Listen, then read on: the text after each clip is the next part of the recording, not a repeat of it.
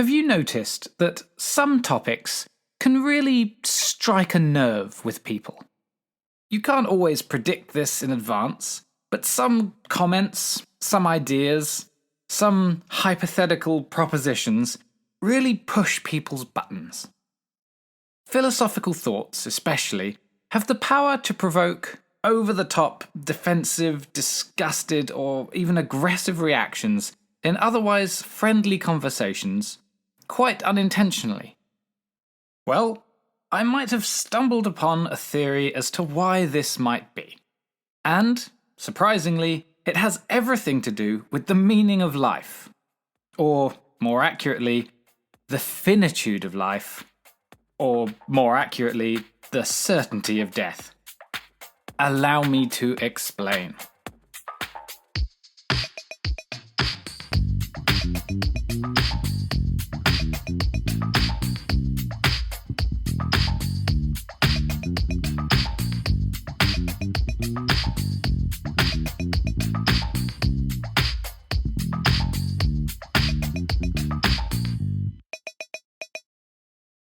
I am no prophet, and here's no great matter.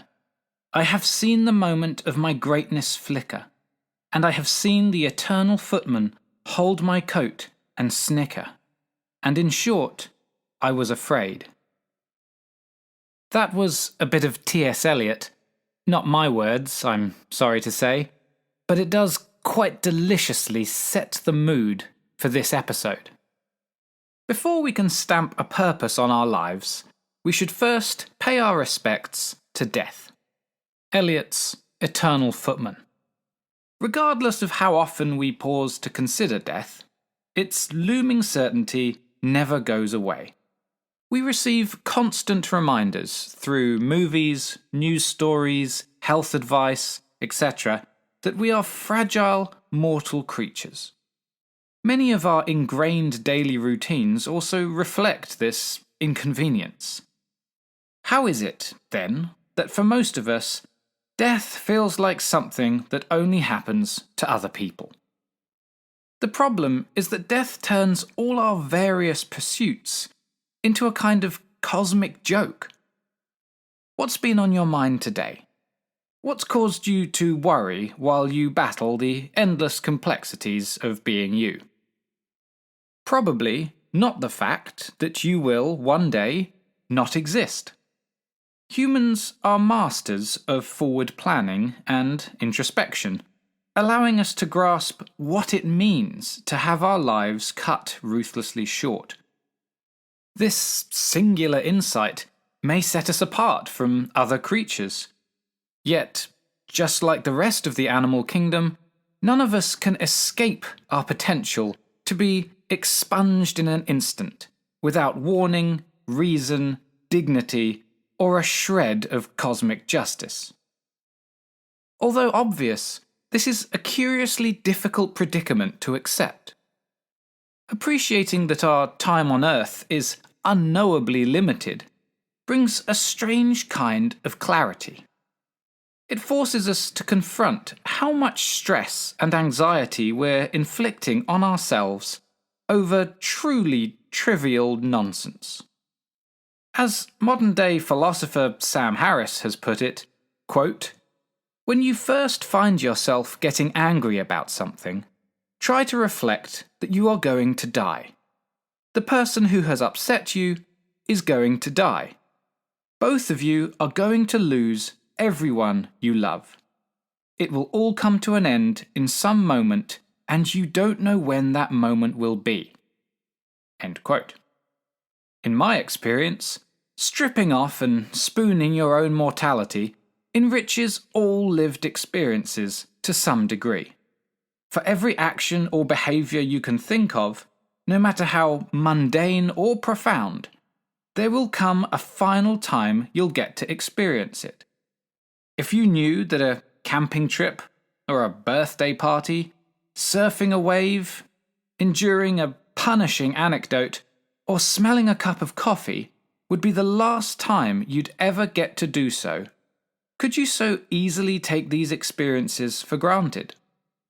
How many similar things have we already done for the last time without realizing it. Thus, maintaining a deliberate awareness of death helps us appreciate the preciousness of life and revere the time that's already passed by. I haven't been scuba diving since COVID became a thing.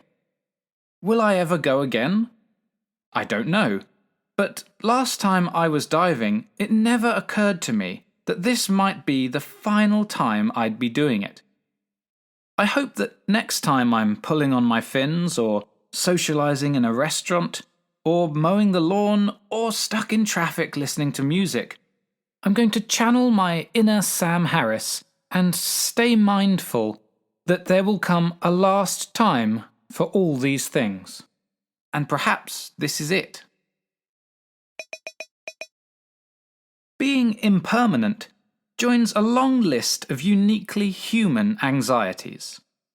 The world is grossly overpopulated, yet loneliness is a crippling problem. Each of us have countless opportunities, yet we often feel trapped or directionless. Death is unavoidable, yet everyone yearns for meaning and purpose. Other animals don't seem to worry about these existential dilemmas, which only deepens the mystery of being human. Internal conflicts arise less from the fear of death itself, as from our ultimate insignificance. Why is it so important that our actions count towards something in the grandest of schemes? Removed from nature, could this unconscious mortal terror be motivating people, driving their actions? It certainly seems we've got a few coping strategies hardwired into our brains. One is religion, a great way to outright deny the pointless finitude and chaos that rules all our lives. Another is booze. Just saying. Yet another is drowning our consciousness in enough anodyne tasks to avoid all philosophical thinking until it no longer matters. This third option is very popular. It numbs people as surely as option 2, while being cheaper and more subtle. A harder, perhaps more admirable solution to the absurdity of life is to pursue your own meaning, with a frank appreciation of the hypocrisy this entails. Some endeavours are intrinsically rewarding or enjoyable. They're worth doing for their own sake, and this can create an overriding value system, one that disarms death and makes the residual existential emptiness quite tolerable. For example, designing medical treatments, writing computer software, raising children, identifying new species, recording podcasts, growing a business, and fighting injustice are all perfectly respectable immortality projects. I've got to stop doing air quotes. These ventures swap an individual's brittle biological limits for a life-affirming, death-denying purpose. The entire human race can be viewed as an aggregation of billions of these immortality projects running in concert. Different cultures define social roles and give people labels. This conjures the impression of significance. Pre-molded, hand-me-down identities bring comfort through acceptance, shared ideals, and the illusion of stability. But immortality projects transcend who we are. That's the point of them.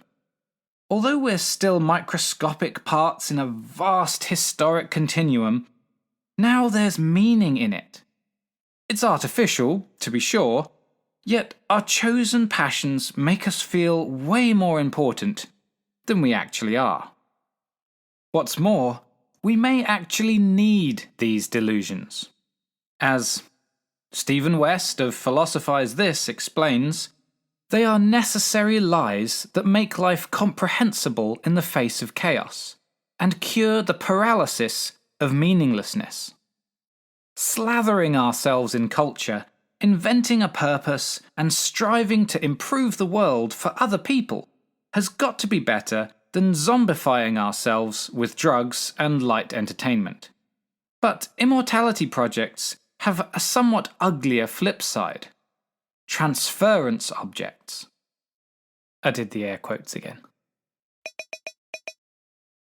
You see, our fears of insignificance can be transferred onto other people and even other things. Political leaders, sporting role models, and celebrity heroes are all popular transference objects.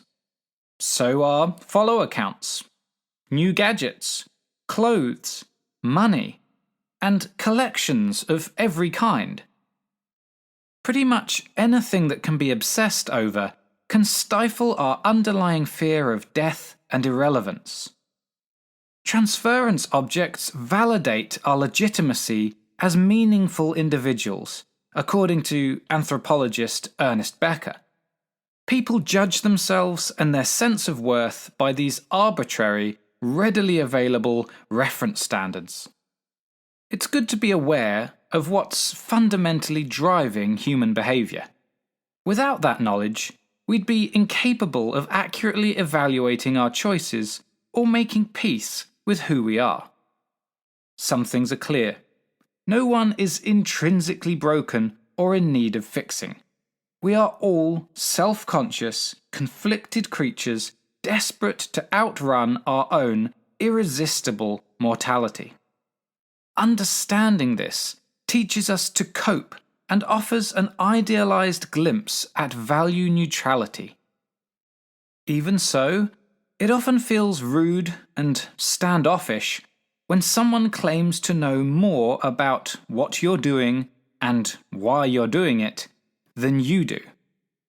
How come? It's nice when we all accidentally get along, but sometimes one person's cultural illusions clash with those held by someone else. When this happens, the core of our personal identity gets called into question.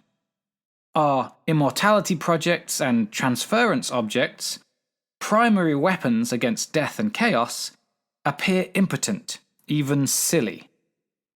This is psychologically threatening, to put it mildly. Any implication or insinuation that our symbolic existence is invalid becomes a matter of life or death. This is why people care so much. From disagreements over lunch to declaring war, any threat to our symbolic lives, if true, would render our identity inauthentic, making us helplessly mortal and our existence meaningless. What could matter more than that? People, for this reason, are prepared to combat anyone who takes a swing at their illusions. Our proudest moments often arise from winning conflicts against other people, pitting one immortality project against another. What we call evil is usually just illusions conquering other illusions, and, depressingly enough, we often find great joy in doing so. If immortality projects are essential tools to aid our existence, what happens when we see past the magic trick, realizing that your meaning is just a placebo that culture prescribes? If denial of death inspires tribalism and hostility towards outgroups, perhaps widespread deconstruction of our immortality projects could be beneficial.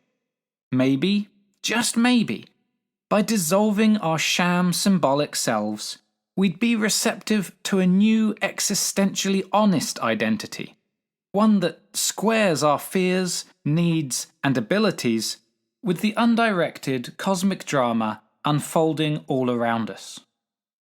Whatever we choose, living forever through our artistic creations or making technological advances to feel important, we mustn't forget the real goal: existing cooperatively together. recognizing and abandoning our illusions might finally unite us. We'd still be meaningless, but brought closer by that fact, in a world of empathy rather than opposition. This seems a stretch, I'll grant you, but it's easier to defend than many divisive illusions. For me, just comprehending the silent, sprawling universe withers deities and transference objects alike. It exposes the conjuring trick through which we draw personal validation and justification from anything that supports our story. Respect, if any is due, falls to the process that created us rather than the lives and cultures we happen to be born into. And, finally, all our emergent personalities would be answerable only to constant self-justification and not to other people. Answering the question, "What's your story?" would serve to celebrate our individual differences without necessarily denying the existential predicament that's staring us in the face.